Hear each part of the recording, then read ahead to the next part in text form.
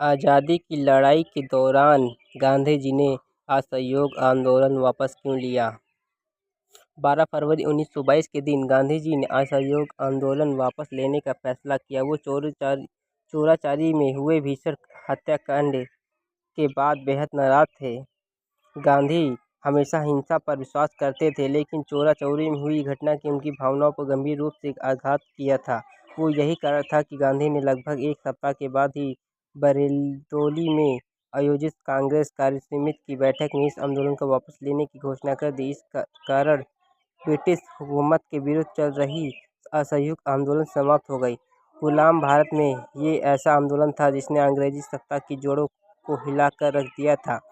आर्थिक तौर पर ब्रिटिश हुकूमत को कमज़ोर किया जाने लगा था। इस आंदोलन की नींव साल 1920 के 1 अगस्त को रखी गई थी। देश के संत महात्मा गांधी इस असंगत आंदोलन का नेतृत्व कर रहे थे। ये गुलाम भारत में आज़ादी हुकूमत के शेष के खिलाफ एक विशाल जन आंदोलन था। इसमें भारतीय समाज के सभी वर्गों ने बराबर का हिस्सा लिया था। सभी के इरादों पर एक जैसी थे, ब्रिटिश हुकूमत से आज़ादी। असहयोग आंदोलन में कांग्रेस पार्टी सबसे ज़्यादा बढ़-चढ़ कर हिस्सा ले रही थी। इस कारण 1920 के सितंबर महीने में कोलकाता में आयोजित कांग्रेस के अधिवेशन में इस आंदोलन को लेकर प्रस्ताव रखा गया, जिस पर अंतिम मोहर दिसंबर महीने में नागपुर में आयोजित कांग्रेस के वार्षिक अधिवेशन में लगाई और इस तरह असहयोग आंदोलन की शुरुआत हो गई। कांग्रेस ने अपने नागपुर के पूर्व एक वार्षिक अधिवेशन में 2 प्रमुख निर्णय लिए थे। इसमें पहला ब्रिटिश शासन के भीतर शासन की मांग को खत्म करना और पुलिस को अपना लक्ष्य बनाना था, जबकि दूसरा निर्माण रत्नातंत्र के सहयोग आंदोलन को मजबूत करना, जिससे अंग्रेजी हुकूमत से जड़ें हिलाकर रख दी जाए। असहयोग आंदोलन गुलाम भारत का पहला एक ऐसा था जो अहिंसा के मार्ग पर आने का बढ़कर आज़ाद भारत की नींव रखने वाला था। कांग्रेस ने असहयोग आंदोलन के लिए एक डॉक्यूमेंट तैयार किया था, जिसके तहत देश में ब्रिटिश साम्राज्य के अधीन चल रहे स्कूल और कॉलेज का बहिष्कार किया जाना था, जनता के मजबूर राष्ट्रीय विद्यालय और महाविद्यालय का निर्माण कराना, विदेशों से आयात की गई कपड़ों का बहिष्कार और स्वदेशी हस्तकरघा निर्मित कपड़ों का इस्तेमाल किया जाना था।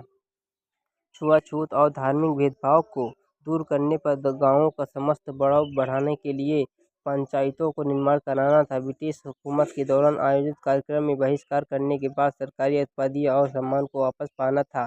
साथ ही ब्रिटिश हुकूमत के वैसे कर्मचारी को इस्तीफा देना था जिन्हें वेतन नहीं दिया जा रहा था। निकाय पदाधिकारी को अपने पद के इस्तीफा देना था। कांग्रेस को ये बता दें कि भारत में एक और चिंगारी की जरूरत थी। ये था सहयोग आंदोलन के देश का स्वराज के लिए चिंगारी का काम किया। बंगाल और पंजाब में ब्रिटिश सरकार की शिक्षा व्यवस्था को अंदर तक छात्राओं और कई भारतीय मूल के शिक्षकों ने हिलाकर रख दिया था। 1921 में जब देश में असहयोग आंदोलन चरम पर था, उसी वक्त ब्रिटिश साम्राज्य के प्रिंस ऑफ वेल्स भारत दौड़े आए, जिसके कारण भारत के आगे और भड़क गए और देश भर में हड़ताल की घोषणा कर दी गई। विदेशी शराबों की दुकानों पर आंदोलन घटना प्रदर्शन कर रहे थे और विदेशी कपड़ों को होली जलाई जा रही थी। असहयोग आंदोलन तब तक और मजबूत हो गया जब मुसलमान समुदाय खिलाफा आंदोलन की अगुवाई कर रहे थे। इन दोनों आंदोलनों का एक साथ होने की हिंदू मुस्लिम भाईचारे और भी मजबूत आई। देश की सभी कौम का एक साथ मिलकर सहयोग आंदोलन को मजबूत कर रहे थे। लेकिन 5 फरवरी 1922 के दिन गोरखपुर में चोरी के नामक स्थान पर हिंसा भीड़ पुलिस चौकी का हमला कर दिया और उसे आगे के हवाले कर दिया। इसके परिणामस्वरूप लगभग 20 ब्रिटिश सरकार के सुरक्षाकर्मी मारे गए। चोरी में हुए इस रक्तपात से गांधी के विचार पर एक बड़ा प्रहार पड़ा था। इस कारण गांधी खौफ हो गए और फरमान कांग्रेस की बैठक बुलाई गई, जहां गांधी जी ने इस आंदोलन को समाप्त कर की घोषणा कर दी। अगर आप हमारे चैनल पर नए तो चैनल सब्सक्राइब करें, कमेंट करें, लाइक करें, शेयर करें, बेल आइकन दबाना ना भूलें।